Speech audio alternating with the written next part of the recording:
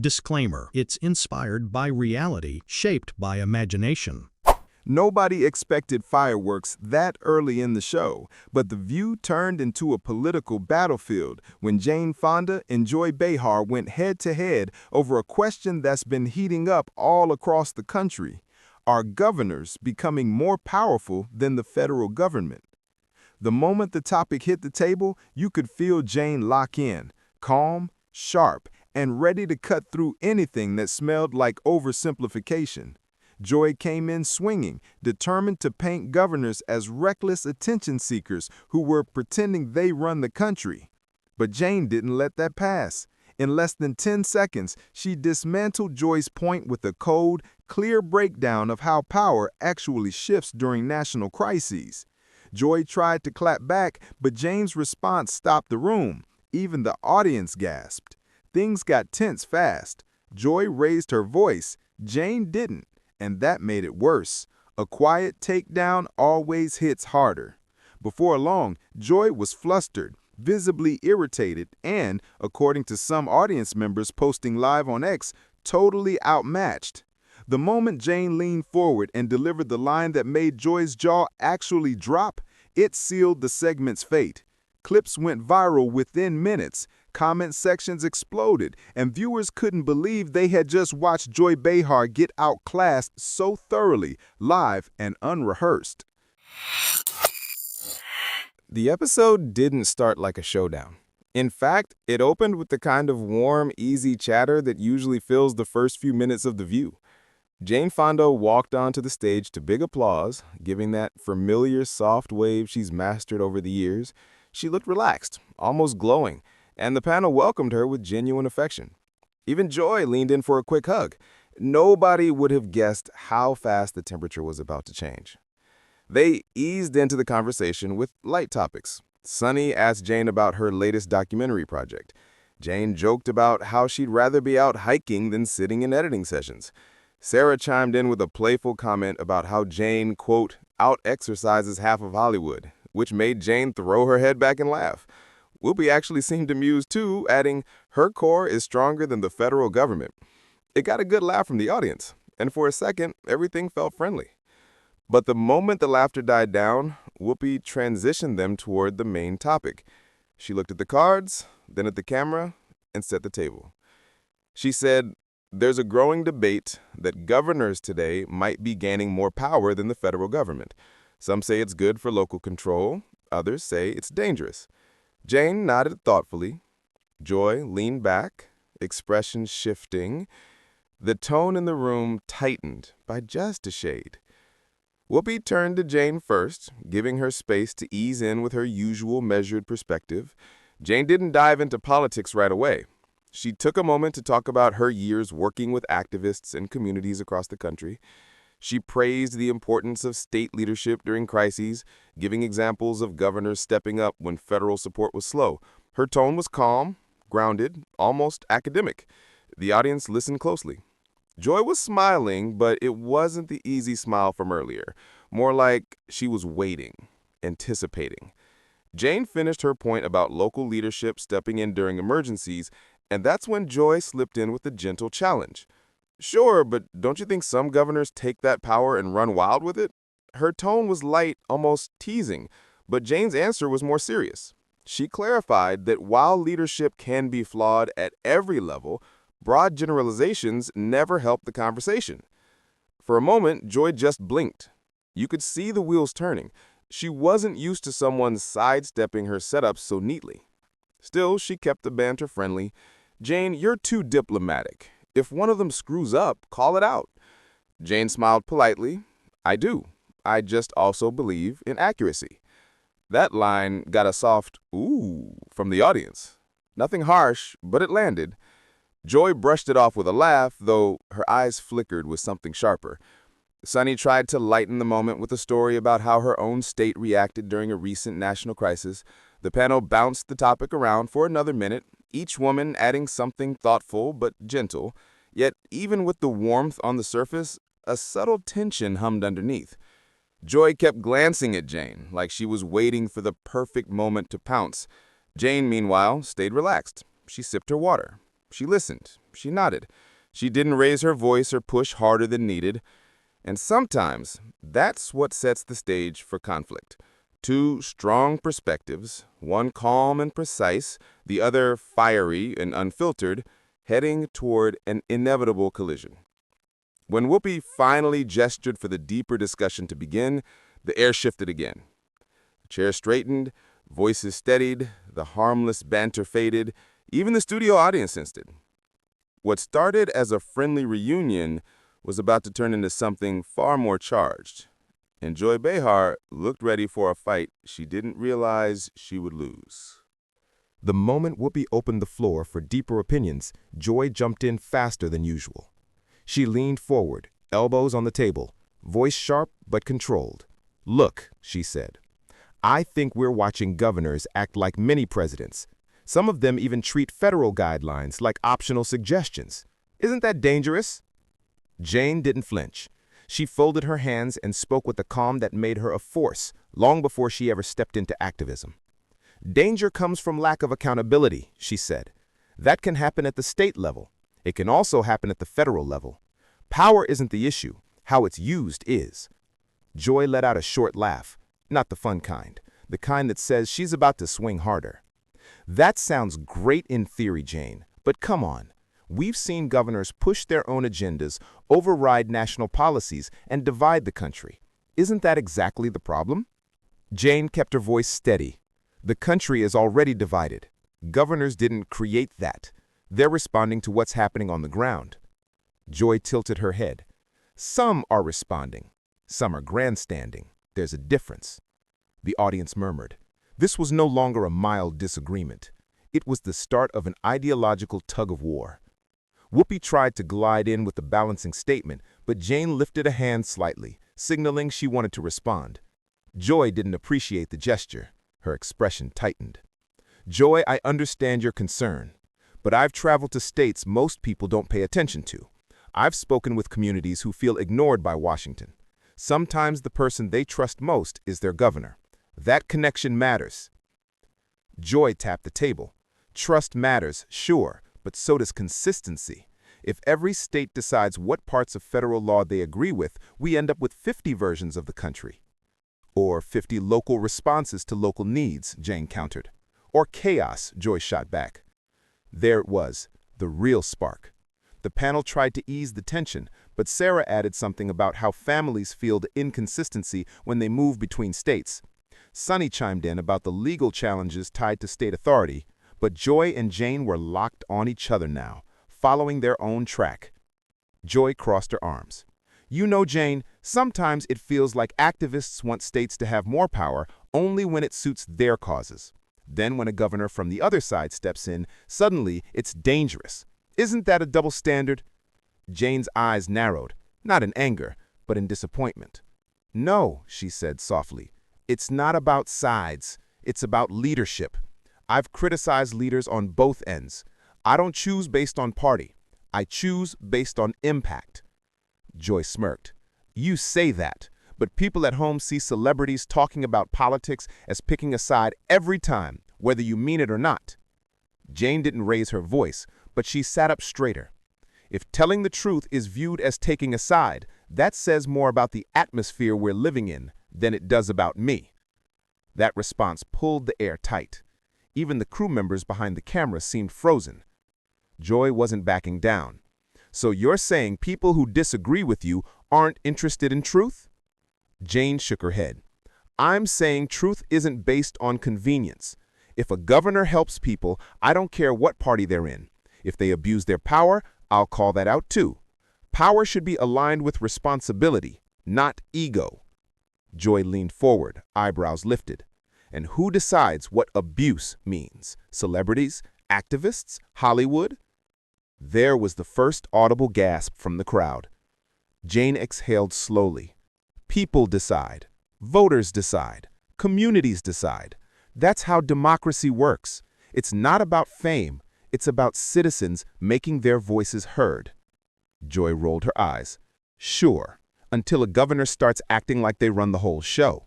We've seen that plenty of times." Jane didn't blink. Then the federal government steps in. That's how checks and balances work. Joy smiled thinly.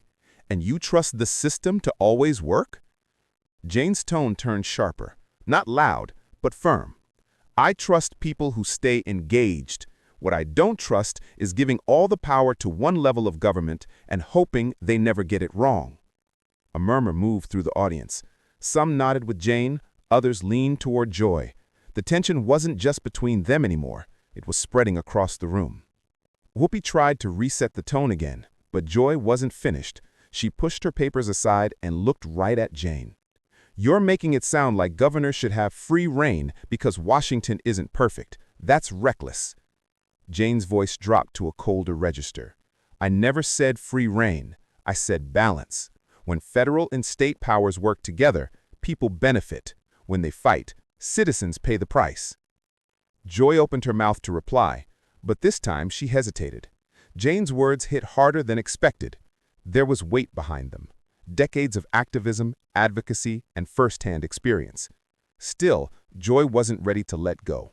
Well, she said, I think giving states too much freedom opens the door for leaders who shouldn't be anywhere near that much power.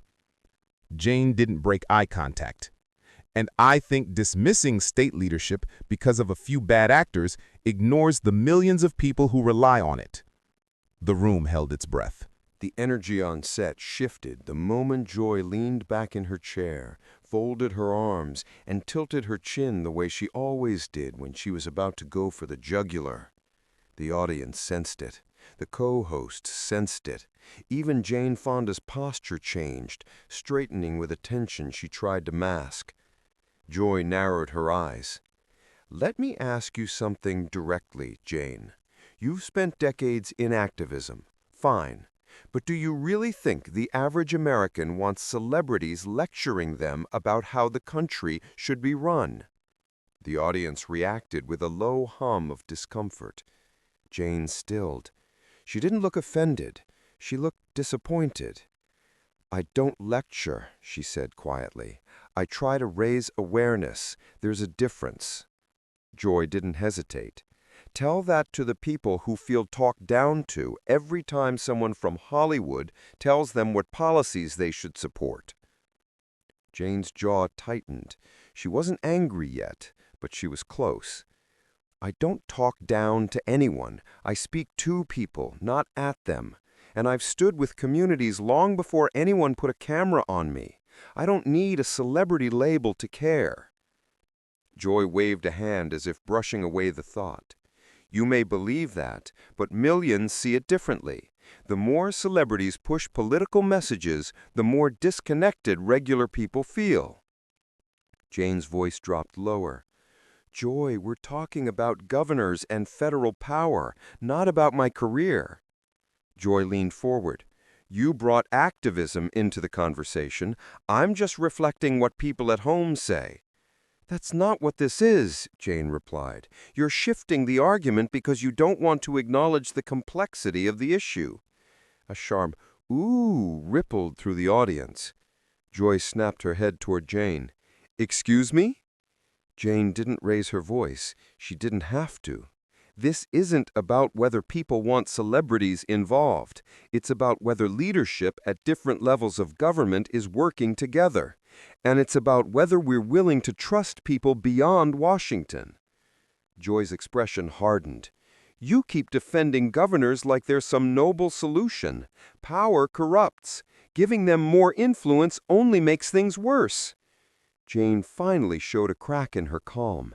Joy, you're ignoring the fact that communities need leaders who understand their realities. The federal government can't be everywhere at once. And when people feel overlooked, they turn to the leaders closest to them. That's not corruption. That's human connection. The studio snapped to silence. Then Joy pushed the button she probably shouldn't have. So what you're really saying is that governors should have just as much say as the federal government. That's extreme, and people at home don't want extremism. They want consistency. And Jane, calm finally cracking, answered with the line that would go viral within hours. No, Joy. What people want is leadership that listens. What they don't want is fear disguised as caution or control disguised as consistency. The room broke open. Gasps, whispers, a few claps. Joy froze, cheeks flushed. This wasn't just a disagreement anymore. This was personal. This was emotional. This was the moment neither of them could walk back. And it was about to explode into something even bigger. The tension hung in the air like a storm that had finally found its crack of thunder. For a moment, no one spoke. Jane's words still echoed across the studio, and the audience didn't know whether to clap, gasp, or hold their breath. Joy leaned forward, elbows on the table, eyes sharp. You know what's funny, Jane? You talk about fear disguised as caution, but you won't admit when you're promoting dangerous ideas. Governors having more say than the federal government? That opens the door to chaos. Jane stared back, steady but simmering. That's not what I said, and repeating it doesn't make it true. Joy fired back. Well, that's what it sounds like to millions of viewers. Jane's brows pulled together. Millions of viewers hear what you frame, Joy, not what I actually say. The audience reacted again, whispers rolling through the room like ripples across water. Whoopi tried to cut in. Ladies, let's take a beat. Joy overrode her. No, I'm not taking a beat. I'm tired of this idea that celebrities get to reshape national conversations with pretty speeches and emotional appeals. You've been doing it for decades, Jane, and now suddenly governors should have more authority? Give me a break. Jane pushed her chair back an inch, her composure slipping. You're twisting this into something it isn't. This isn't a film review, Joy. It's governance, and people deserve honesty, not scare tactics. Joy's voice rose. Honesty? You want honesty? Fine. You live in a world insulated from the consequences of your political ideas. Regular people deal with the fallout. You don't. That hit. Hard. The audience murmured, taken aback. Jane leaned in, eyes bright with anger she normally kept buried. You don't know a thing about what I deal with, and you have no right to decide whose voice matters and whose doesn't. Joy scoffed. Oh, trust me, I know exactly what world you live in, a world where activism looks good on camera but doesn't always hold up in real life. There it was. Too far. The audience reacted instantly. Several people gasped, a few booed. One voice shouted, "That's not fair!" Jane's breath caught in her throat. Her face softened, not with defeat, but with a deep, personal sting. You think activism is convenient for me? You think it's comfortable? I've put my life on the line more times than you can count, Joy. Don't diminish that because you don't like my politics. Joy threw up a hand. Then stop acting like you're the moral compass of the country. The air snapped. Jane's chair scraped loudly as she stood up, not dramatically, not with grand performance, but with a kind of finality that sent a chill across the set. Whoopi's eyes widened. Jane! Jane looked down at Joy, hurt simmering under steady anger. You crossed a line. You don't have to agree with me. That's fine. But don't you ever imply that my work is for show. Not after everything I've seen, everything I've fought for, everything I've lost. Joy looked momentarily rattled, but held her ground. I'm just saying what people think. Jane shook her head. No, you're saying what you think, and you're hiding behind the audience to justify it. The studio fell silent. Not a whisper, not a cough, just the weight of the moment pressing down on everyone. Then Sonny reached out gently. Jane, please, none of us want this to end badly. But Jane had made her choice. I came here for a conversation, not an ambush. She turned toward the exit at the edge of the stage. The audience erupted, some shouting no, others clapping in support, others murmuring in shock. Whoopi called after her. "Oh, come on, don't walk away. We're having a debate." Jane stopped for a brief second, her back to the table. The camera zoomed in. Everyone held their breath. Without turning around, she said, "Debate requires respect. And today, you forgot that." Then she walked off. A clean, calm exit, but the impact was thunderous. Joy sat frozen, stunned by the backlash from both the audience and her co-hosts, who stared at her like they'd just watched a train derail live on national TV. Producers scrambled off camera. Whoopi rubbed her forehead. Sarah whispered something under her breath. And Joy? She looked smaller than she had all morning. She tried to speak, but the words didn't come. For the first time, Joy Behar didn't have a comeback. The View wasn't just shaken. It had erupted. The studio felt different the moment Jane Fonda walked out. It wasn't the usual on-air tension that dissolves once the camera cuts to commercial. This was heavier, real, the kind of moment that leaves both the audience and the hosts trying to make sense of what they just witnessed. Joy sat back in her chair, shoulders tense, her expression tight and unsettled. She opened her mouth once or twice as if trying to reclaim control of the moment, but nothing came. Even she knew this had gone beyond a typical on-air sparring match. The room wasn't on her side, not today. Whoopi finally broke the silence. We're gonna take a breath here." Her voice was soft, almost apologetic. "What happened just now was intense, and I think we all need a minute." The audience nodded, some clapping gently, others still murmuring in disbelief. As the camera panned across the set, you could see the co-hosts processing what had just played out. Sunny looked disappointed. Sarah looked shaken. Even Anna, usually the first to jump into debate, seemed too stunned to speak. This wasn't just a disagreement about political power. It was a collision of two women who believed deeply in what they stood for. Jane's calm, lived experience. Joy's fiery, unapologetic certainty. Both strong voices, but only one left the table with dignity intact. Backstage reports later leaked online. Crew members said Jane didn't yell, didn't cry, didn't rant. She simply asked for her microphone to be removed, took a deep breath, and said, "That crossed a line. I'm not staying for that." Within minutes, hashtags exploded across social media. Hashtag Team Jane Fonda. Hashtag Joy went too far. Hashtag The View meltdown. Hashtag Respect the conversation. Clips spread like wildfire. Some viewers praised Joy for keeping it real. Far more argued she'd attacked Jane personally instead of engaging with her ideas. One viral comment summed up the entire moment. Jane didn't raise her voice once, and she still won. By the time the show returned from commercial, Joy managed a short explanation, but the audience's reaction told the truth. This was a moment they weren't going to forget, and she knew it.